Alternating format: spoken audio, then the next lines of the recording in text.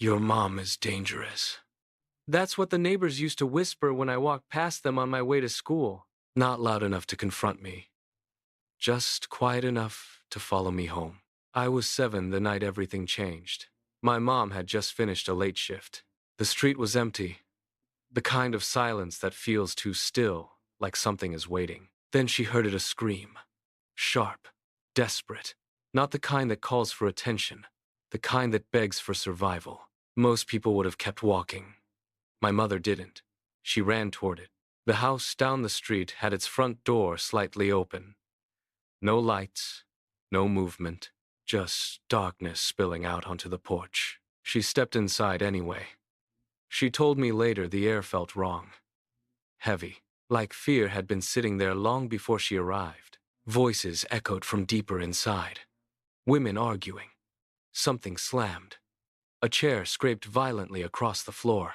Then footsteps. 2 figures burst past her from the hallway and ran straight out the back door, disappearing into the woods behind the houses. She didn't chase them. She stayed. In the living room, she found a woman collapsed on the floor, trembling so hard she could barely breathe.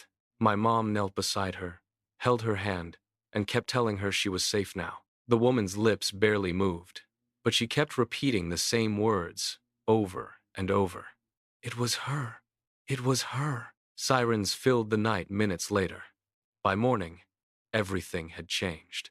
A few days later, that woman died in the hospital. And somehow, those 3 words became a sentence for my mother. They came for her at dawn. I remember standing on my grandmother's porch, watching the red and blue lights flicker against the walls. I remember the cold metal of the railing in my hands. I remember waiting for someone to say it was a mistake. No one did. They put her in handcuffs. The same hands that had held someone together were now being treated like they had torn someone apart. My dad had died years before that night. After she was taken, it was just me and my grandmother, and the whispers got louder. Dangerous. Unstable. She snapped. But every time I visited her, sitting across from thick glass and a metal phone, she never sounded like any of those things. No anger, no bitterness, just calm. She would press her palm against the glass and say, "If someone needs help, you show up, no matter what." So I did. I showed up where no one else bothered to look, in dusty archives, in court records no one had opened in years, in transcripts filled with contradictions everyone had ignored. I didn't study law for money. I didn't care about prestige.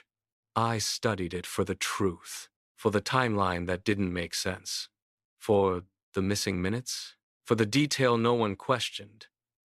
If my mother had just walked in, then who were the 2 people who ran out? 17 years passed.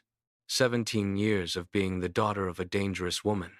Until the day I walked into a courtroom. Not as a child, but as her attorney. The room was silent when I spoke. I laid out everything they had missed. Every inconsistency. Every gap. Every piece that pointed somewhere else. And when the judge finally spoke, the words didn't feel real. Conviction overturned. Just like that.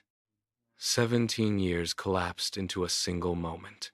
For the first time in my life, I held my mother without glass between us. No guards, no distance, no whispers, just us. That night, we sat at our kitchen table. She burned the rice. We laughed. And for the first time, the silence in the house didn't feel heavy. It felt peaceful. The neighbors stopped whispering, because the truth had finally caught up. My mom was never dangerous. She was the kind of person who runs toward fear when everyone else runs away. And maybe that's what scared them the most. But me? I just learned to run toward the truth.